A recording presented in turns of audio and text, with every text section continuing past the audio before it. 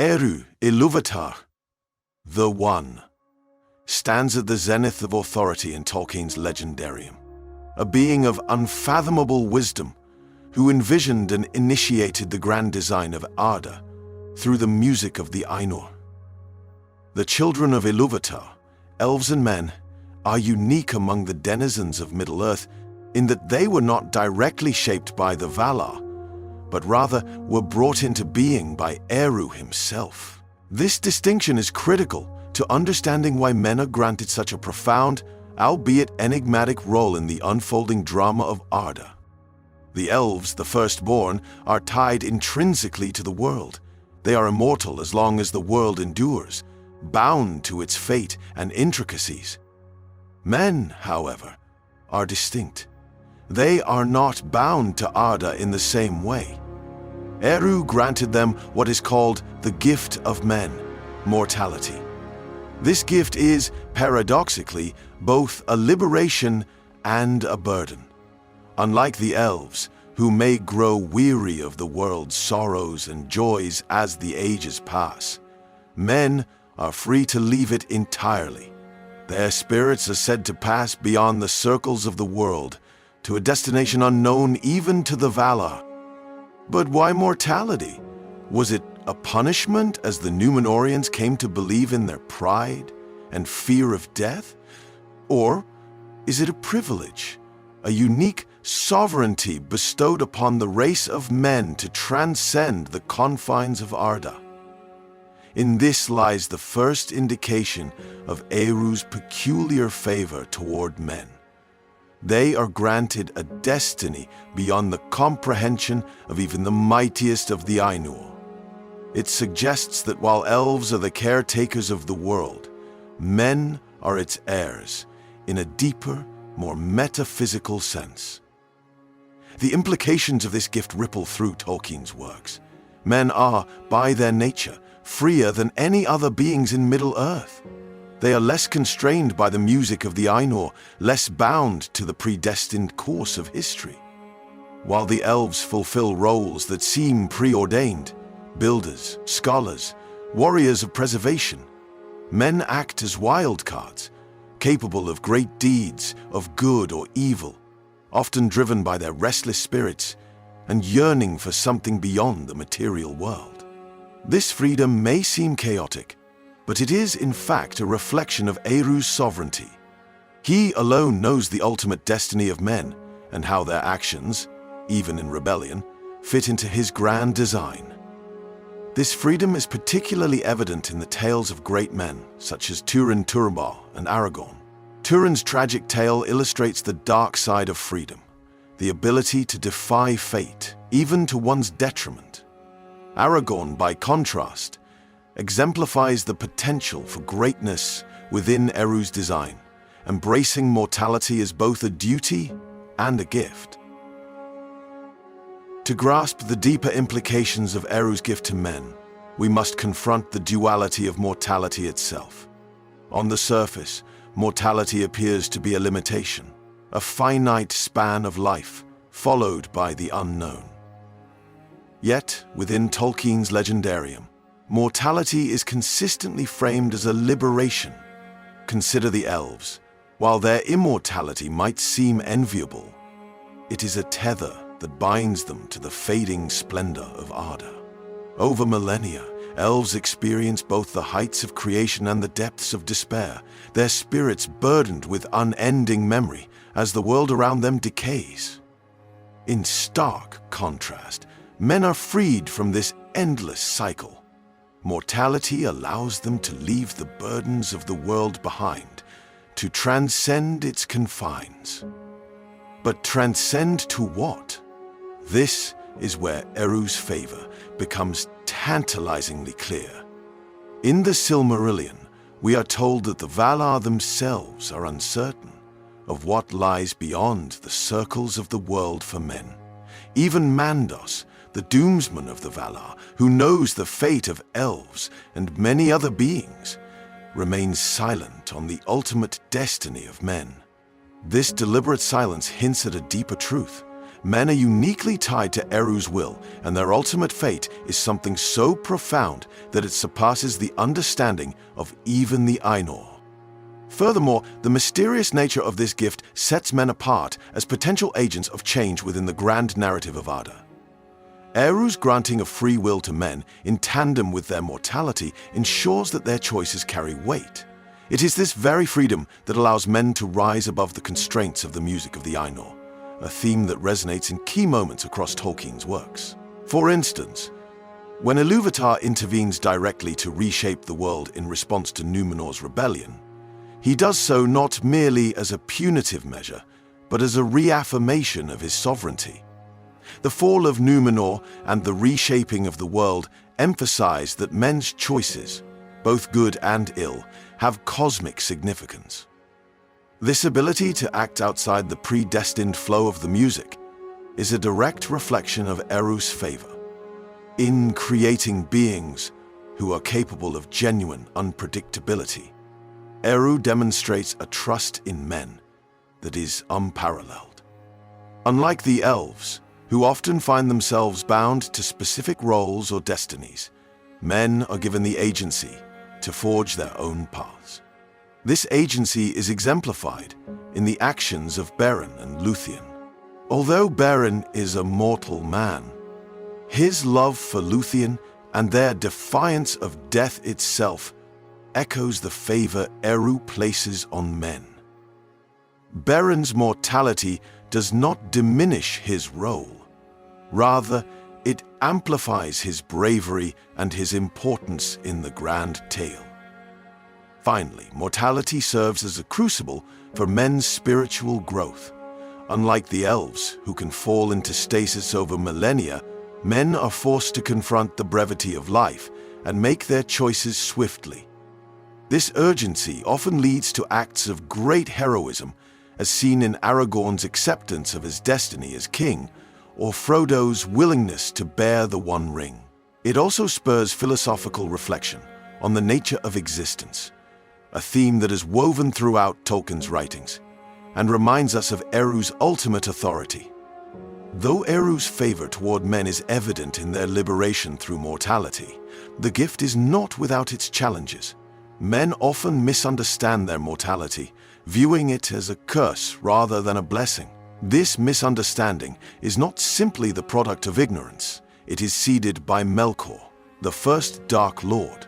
In his rebellion against Eru, Melkor sought to corrupt all of Eru's creations, and with men, his efforts were particularly insidious. He sowed the seeds of fear and despair regarding death, leading men to envy the elves' immortality. This envy becomes a driving force in some of the most catastrophic events in Middle-earth's history. The tragedy of Numenor illustrates this struggle vividly. The Númenóreans, originally blessed with longer lifespans and wisdom by the Valar, were eventually consumed by a fear of death. They sought to claim immortality, believing that their mortality made them inferior to the elves. Yet their downfall was not just a result of hubris, it was a fundamental rejection of Eru's design. When Ar-Pharazôn, the last king of Numenor, sailed west to challenge the Valar and seize immortality, he directly defied the limits imposed by Eru. This act of rebellion was met with divine intervention. Numenor was swallowed by the sea, and the world was reshaped, forever severing the mortal lands from a man. Here, Eru's sovereignty is on full display. The destruction of Numenor is not merely punitive. It is a reaffirmation of the sacred nature of mortality. Eru's intervention reminds us that mortality is not a flaw, but a divine gift, one that sets men apart as the chosen agent of his will. It is notable that even after this cataclysm, remnants of Numenor's legacy endure. The faithful, led by Elendil, carry forward the wisdom and humility of those who embraced Eru's design, ensuring that the light of Numenor lives on in the kingdoms of Arnor and Gondor. This continuity underscores Eru's enduring favor, as he ensures that even in the face of failure, men have the potential for redemption. Moreover, Eru's ultimate vision for men extends beyond the confines of Middle-earth. In the Silmarillion, it is hinted that men will play a role in the second music of the Ainur, the great symphony that will renew creation after the end of the world. Unlike the elves, who remain tied to Arda's fate, men are destined to transcend it entirely. Their freedom, their mortality, and their unique relationship with Eru suggest that they are not merely participants in the drama of Middle-earth, but key players in its ultimate resolution. This vision challenges us to reconsider the apparent inequality between elves and men. While the elves possess unmatched beauty, skill, and longevity, their fate is intrinsically bound to the world's decay.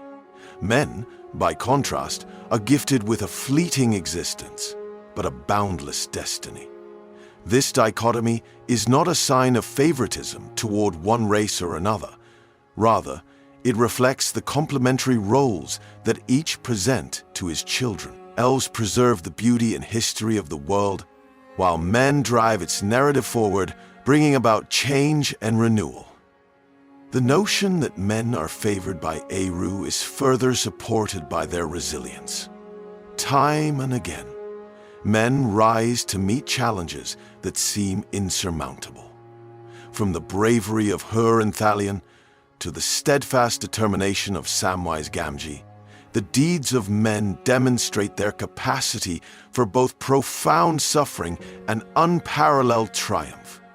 Even in the face of despair, they continue to act, embodying the hope that lies at the heart of Eru's design. As we conclude our exploration of Eru's sovereignty and his favor toward men, we must turn to the profound theological and philosophical undertones of mortality and freedom in Tolkien's Legendarium. Mortality, for all its burdens, is ultimately an instrument of hope. In a world fraught with the weight of fate in the shadow of Melkor's corruption, the ability of men to transcend the cycles of history is a testament to Eru's wisdom. It is through this gift that men become symbols of renewal, agents of unexpected change, and bearers of a destiny that even the Ainur cannot fully comprehend. One of the most striking examples of this hope is found in Aragorn, the last of the Dunedain, and a direct heir to Numenor's legacy. Aragorn's acceptance of his mortality is not an act of resignation, but one of profound faith. When he willingly lays down his life, he does so with the knowledge that death is not an end, but a transition to something greater. His words to Arwen as he departs, "In sorrow we must go, but not in despair," encapsulate the essence of Eru's design. Even in the face of loss, there is hope. This hope is not limited to individual acts of heroism, but extends to the collective destiny of men as a race. The broader implications of this hope are echoed in Frodo's journey to destroy the One Ring. While Frodo himself is not a man but a hobbit, his mission is deeply tied to the fate of men. The ring, a symbol of domination and the perversion of free will, represents everything that Eru's gift to men opposes. By destroying the ring, Frodo helps to preserve the freedom of men, ensuring that their choices remain their own. This act of preservation aligns with Eru's overarching vision, emphasizing that the fate of men, while fraught with peril, is ultimately one of promise. The destiny of men is also tied to their ability to find meaning beyond the physical world. While the elves mourn the fading of their creations, men are driven by a yearning for something eternal, something that lies beyond the circles of the world. This yearning is not a flaw, but a reflection of Eru's favor, a sign that men are uniquely suited to transcend Arda and partake in the second music of the Ainur. The ultimate fate of men, though shrouded in mystery, is one of profound significance, for it is in them that Eru's design finds its fullest expression. Finally, the interplay between mortality and free will underscores Eru's sovereignty. By granting men the freedom to shape their destinies, Eru ensures that his creation remains dynamic and full of potential. While this freedom allows for great evil, as seen in the betrayals of men who align with Morgoth and Sauron, it also allows for great redemption. The capacity for change, growth, and renewal is the hallmark of Eru's favor, setting men apart as the children of his greatest trust. In conclusion, Eru's sovereignty over the race of men is not merely an exercise in divine authority, but a testament to his boundless vision and love. Through mortality, he grants them a destiny beyond the confines of Arda. Through freedom, he entrusts them with the power to shape the world. And, through hope, he ensures that even in the face of despair, men remain the bearers of his promise. In the end, it is this intricate interplay of mortality, freedom, and destiny that makes men not only the favored children of Eru, but also the keys to the unfolding of his divine plan.